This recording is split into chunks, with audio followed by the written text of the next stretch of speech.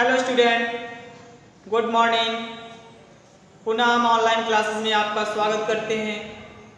जैसा कि हमने आपको पिछले वीडियो में कक्षा 10 रसायन विज्ञान में हम पाठ्य पुस्तक एक्सरसाइज को कर रहे थे एनसीईआरटी पर आधारित। अब हम उसी के आगे क्रम में प्रश्नों को हल करना प्रारंभ करते हैं।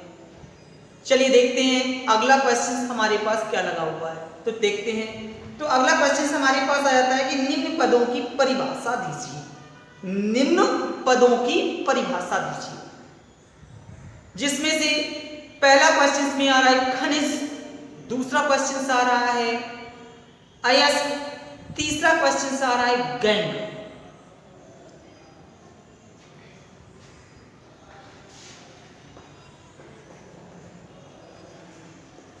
खनिज क्वेश्चन नंबर है आपके पास 10। खनिज दूसरा क्वेश्चन है इसी में अयस्क, तीसरा क्वेश्चन है आप इसमें गैंग या इसी को बोलते हैं अधात्री।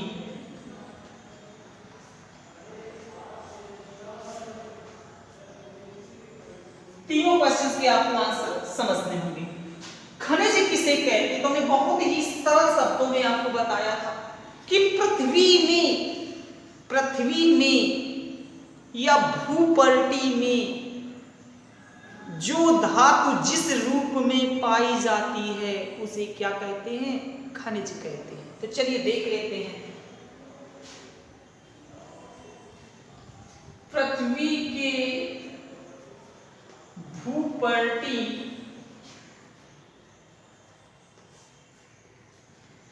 भाग में जो धातु जिस रूप में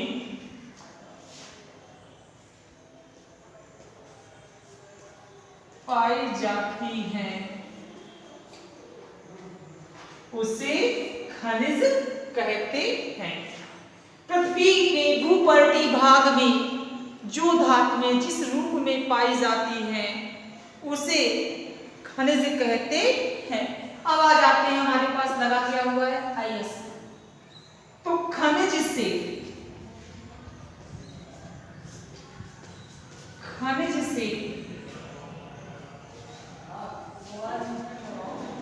धातु का निष्कर्षण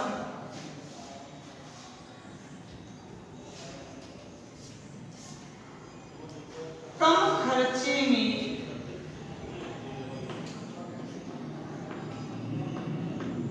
सरलता से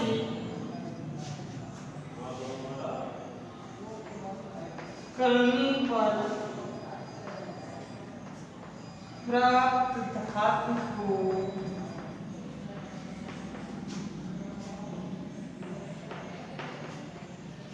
अयस्क कहते हैं।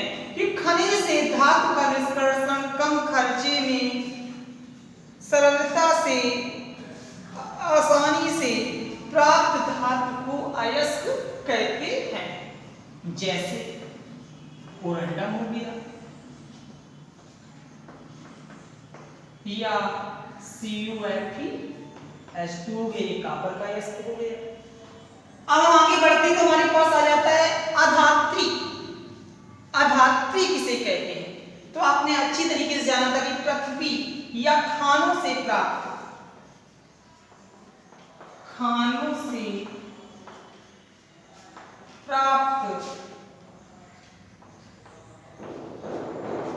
खनिज में रेत, मिट्टी, बालू आदि की अशुद्धि होती है, जिसे गैंग या अधात्री कहते हैं। फिर से क्वेश्चन को सुन लेते हैं।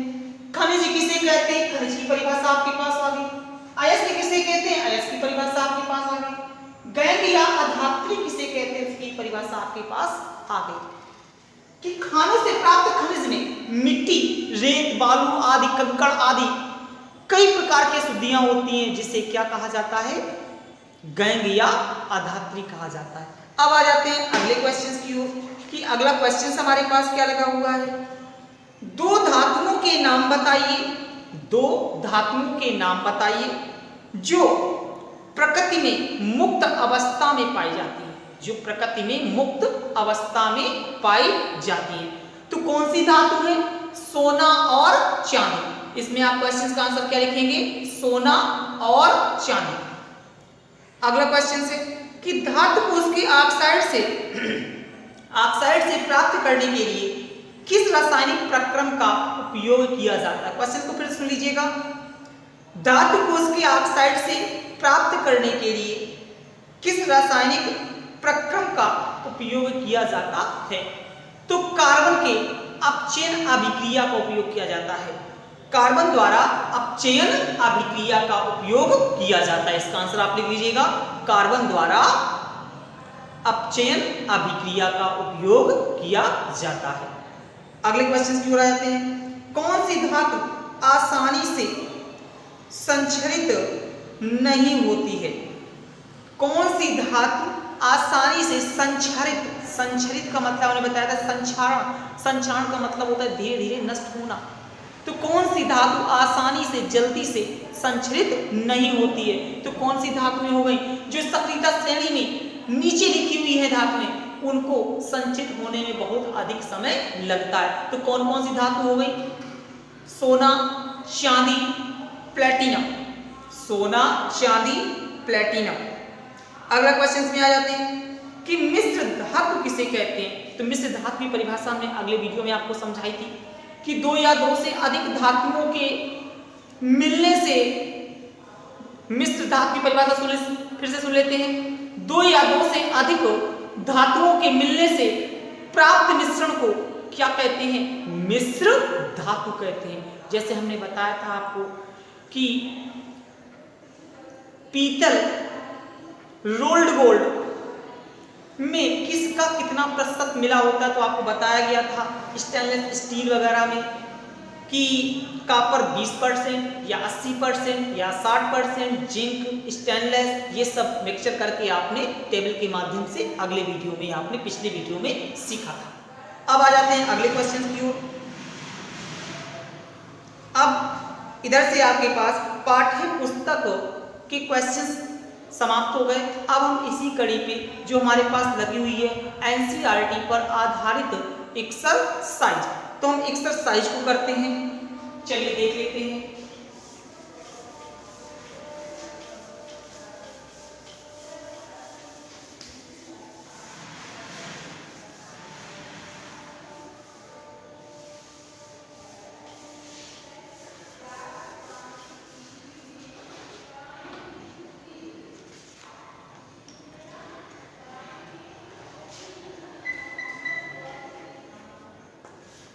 एक्सरसाइज पे आ जाते हैं।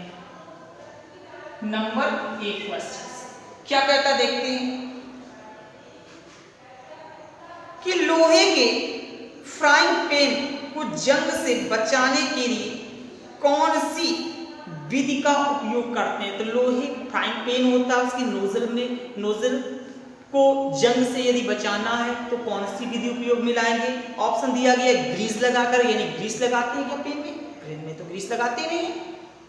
पेंट लगाकर, पेंट भी नहीं लगाते हैं। जिंक की परत चढ़ाकर, उसमें अक्सर देखना जिंक की हल्की सी परत चढ़ी होती है। तो कौन सा ऑप्शन मिल गया आपके पास? जिंक की परत चढ़ाकर। अगला क्वेश्चन है, कोई धातु ऑक्सीजन के साथ अभिक्रिया कर उच्च गलनांक वाला यौगिक निर्मित करती है। यह यौगिक जल में विलेय है और ये तत्व हो सकता है।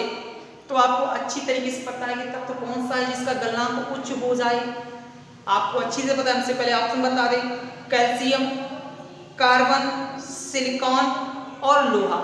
जल में विलेय भी होना चाहिए, तो लोहा जल में विलेय नहीं है। सिलिकॉन SiO2 रेत बना देती है, जल में विलेय नहीं है। बचा कौन ऑप्शन आपके पास? केवल 2, कैल्शियम और कार्बन, तो कार्बन तो एक आपका अधातु हो गया। अब हम आ जाते हैं कैल्शियम, तो कैल्शियम आपके पास टिक मिल गया। कैसे? इसके रिएक्शन के माध्यम से समझ लीजिएगा। कैल्शियम की क्रिया किससे किससे कराई गई है? जल से कराई गई है। ये जल में क्या होना चाहिए? विलय होना चाहिए। तो जल से लेंगे तो Ca क्या बना देगा जाकर के? CaOH का होल 12 हाइड्रोजन गैस मुक्त कर देगा। कितने गुना कर दे? 2 का। तो ये देखिए विलय हो जाता है। आपको पता अच्छी तरीके से चूना को यदि जल में मिलाएंगे तो विलय हो जाएगा और ऊष्मा उत्पन्न करेगा। तो आप इसमें किसको टिक करेंगे जाकर के? कैल्शियम धातु को। अगला क्वेश्चन में आ जाते हैं। खाद्य पदार्थों के डिब्बों पर जिंक की बजाय टिन का लेप क्यों होता है? खाद्य पदार्थों के डिब्बों पर जिंक की बजाय टिन का लेप क्यों होता है? तो इसका आंसर, टिन की अपेक्षा जिंक महंगा होता है। महंगा सस्ते की कोई बात ही नहीं आती है, गलत हो गया। टिन की अपेक्षा जिंक का गलनांक अधिक होता है, ये भी नहीं ऑप्शन में आया। टिन की अपेक्षा जिंक अधिक क्रियाशील होती है। टिन की अपेक्षा जिंक अधिक अभिक्रियाशील होती है। आपके पास विकल्प टिक कर देंगे। अगला क्वेश्चन में आ जाते हैं। आपको एक हथौड़ा, बैटरी, बल्ब, तार एवं स्विच दिया गया है। इनका उपयोग कर धातुओं एवं अधातुओं के नमूने के आधार पर आप विभेद कैसे कर सकते हैं? हथौड़ा मारने पर धातु के रूप में फैल जाती है। हथौड़ा मारने पर धातु के रूप में फैल जाती है और अधातु टुकड़ों में व्यक्त हो जाती है। इस प्रकार इसको आप वर्गीकृत कर लेंगे। अगले क्वेश्चन की ओर आ जाते हैं कि उभयधर्मी ऑक्साइड क्या होते हैं? उभयधर्मी ऑक्साइड क्या होते हैं? उभयधर्मी ऑक्साइडों का उदाहरण द्वारा समझाइए। उभयधर्मी ऑक्साइडों का उदाहरण द्वारा समझाइए। तो पहले क्वेश्चन ये बना कि उभयधर्मी ऑक्साइड किसे कहते हैं, तो चलिए समझ लेते हैं।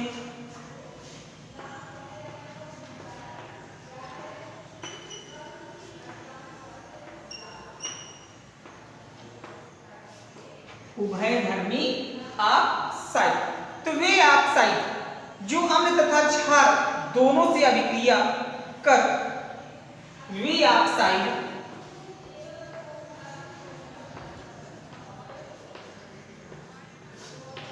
जो अम्ल तथा क्षार दोनों से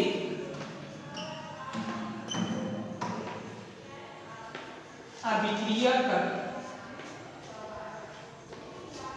लवण बनाते हैं, उभयधर्मी ऑक्साइड कहलाते हैं। फिर सुन लीजिएगा।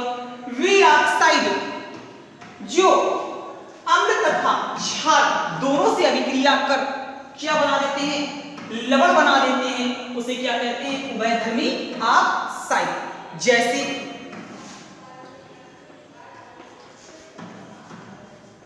Al2O3, इसे कहते हैं एल्यूमिना, ये कह सकते हैं, या एल्यूमिनियम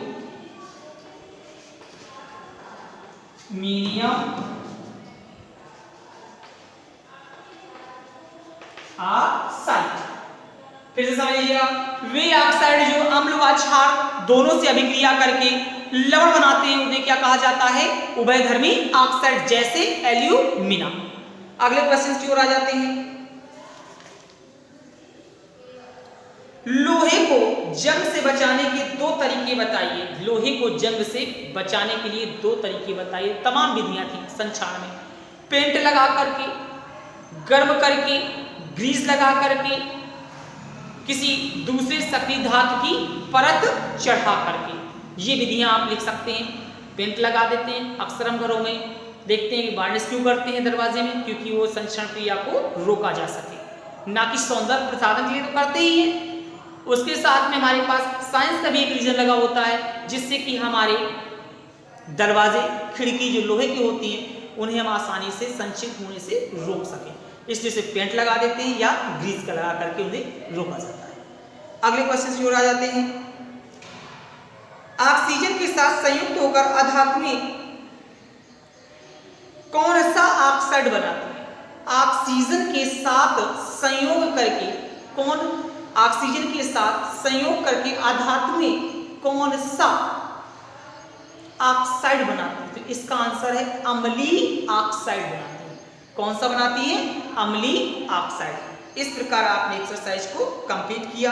अब हम आपको अगले वीडियो में आपके पास सबसे महत्वपूर्ण लेसन है जिसमें आप कार्बनिक अभिक्रियाओं, कार्बन की संयोजकता, IUPAC और रिएक्शंस को करना प्रारंभ करेंगे। तो अगले वीडियो को आप मिस मत करिएगा, अन्यथा आपके कम से कम 5 से 8 नंबर की तैयारी कमजोर हो जाएगी। धन्यवाद।